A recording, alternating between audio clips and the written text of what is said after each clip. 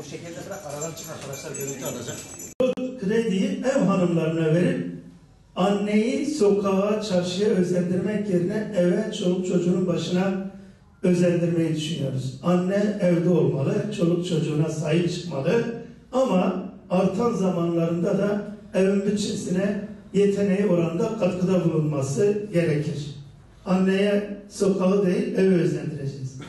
Gençlik gün spor faaliyetlerini özendireceğiz. Çekirdekten yetişme sporcularla bize gelecek vaat edecek, işe yaramaz bir sporcu yerine 10 tane bize dünya çapında madalyalar getirecek gençlik yetiştirmeyi planlıyoruz. Planlarımızdan bir tanesi de şu: biz en büyük tehlike dedik ki insanımızın ahlak problemi. Şu anda ahlaksızlık had safhada. Gençlik hızlı bir şekilde bunalıma, buhrana gidiyor. Yani artık birbirini öldürmekten ziyade insanlar intihara, antidepresanlarla yaşamaya başladılar. Bunun önüne geçmek için manevi mimari projelerimiz olacak. Yani her semte, her mahalleye bir karakoldan ziyade mümkünse bir medrese inşa edip yetiştirdiğimiz alimleri şehrin birer manevi mimarı haline getirip insanımızı manen inşa edeceğiz. Etmeyi düşünüyoruz daha doğrusu. Evet. Zaruri su ihtiyacını, yani insanların minimum ihtiyacı olacak su ihtiyacını ücretsiz vermeyi düşünüyoruz. Yani bunun bir hesabını yapacağız. 5 ton mudur, 10 ton mudur? Bir evin zaruri, normal bir evin zaruri ihtiyacı olan sudan para almayı düşünmüyoruz. Diğerlerinden alırız. İş yerlerinden, kazanandan alıp sosyal devlet gereği yoksul insanlarımıza yardımcı olmak istiyoruz. Konutlara ait bahçeleri özendireceğiz. Yani bahçe suyuna ucuz fiyat tarifesi uygulayarak herkesin evinin bahçesi, yani hep yeşiller parklarda olmasın, evlerin etrafında da olsun. Bakımsız, denetimsiz, pislik yuvasına dönmüş bahçe bırakmayacağız. Bu devletin, belediyenin görevlerinden biridir. Sen bahçeni çöplük olarak kullanma hakkına sahip değilsin. Şehri rahatsız etme hakkın yok. Belediyede bürokrasiyi azaltmak için beyanı esas alacağız. Bunu açıklamaya bile gerek yok. En ufak bir ruhsat için belediye içinde 20 tane müdürlüğü dolaşmak zorunda kalıyor insanlarımız.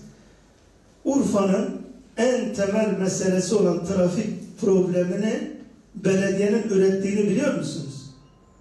Şehrin trafik sorununu üreten, yani çözmesi gereken kurum. Niye? Çünkü şehirler yapılırken, yani imar planlamaları düzenlenirken yeteri kadar otopark yerinin bırakılması lazım. Bunu gereksiz görüp oraya koymuyor bir. İkincisi, kanunda açıkça der ki her parsel otoparkını kendi içinde çözer. Çözemeyenler de otopark bedeli öder. 5-10 binanın ortasına bir otopark yapılır. Şimdi ben soruyorum Urfa belediyelerine, Büyükşehir'e ve Karaköprü'ye. Otopark bedellerinin ne kadarını diğer ihtiyaçlar, bak yediniz, yolsuzluk yaptınız demiyor. Kanuna aykırı bir biçimde otopark bedeline için aldığı parayı otopark yerine işte gidip bir yeşillik yapıp oradan oy almaya harcadılar. O yüzden parka girmesi gereken araç yola park ettiği için yollarımız geçilmez hale geldi. Evet. Biz şehre milli sıfatını, yani belediye başkanlığını şehre milli olarak görüyoruz. Bu sıfatla şehrin diğer kurumlarla olan şehir halkının problemlerini de çözüyoruz. Mesela Urfa'nın elektrik problemi var. Her semtte, köylerde en ufak bir rüzgarda bir bakarsın elektrik gider. Belediyeye sorsan der ki bu bizim sorunumuz değil, TEDAŞ'ın sorunu. Oysa ki belediye halkının emini, güvenilir adamı, onların avukatı gibi bu kurumları da üzerine gitmeli. Şehrin elektriği sık sık kesilmemeli. O uyuşmazlıkları da çözmesi lazım. Yeşil dalga sistemi Urfa'da bir yerde sembolik olarak yapıldı. Bunun yaygınlaşması lazım. Çok önemli merkezlerimizde umumi tuvalet eksikliği var. Kimse bunun farkına bile varmıyor. Bir yabancı geldiği zaman böyle bir sorun yaşayabiliyor. Konutlar her seferinde belediye proje yapıyor. En az %30'luk kar koyarak müteahhitlerle rekabet gibi yapıyor. Eğer arsayı bedava arsaya maliyetine konut yapsa şimdi piyasaya sunduğu 120-130 milyarların yerine belki 50-60 milyara konut yapabilir. Mümkünse biraz daha küçültüp daha ucuza satılabilir. Bizim iş başına geldiğimizde ilk sloganımız şu olacaktır. Şehrimiz evimizdir sloganı. Şehrimiz evimizdir. Ne demek? Şehrimiz en az evimiz kadar temiz olmalı. Evimizdeki temizliğe verdiğimiz özeni şehrimize de göstereceğiz. Rastgele sağa sola çöp atmayacağız. Bu bilincin oluşması lazım.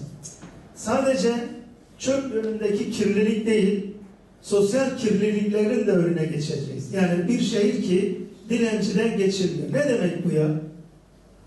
Hani bir sosyal devletiz, işte fon var, bilmem bir sürü dernek var, yardım ettiğimiz, hala şehir dilenciden geçirilmiyor. Bu şehrin huzurunu kaçırıyor. Huzurlu bir kent olması için dilenciliğin önüne geçeceğiz.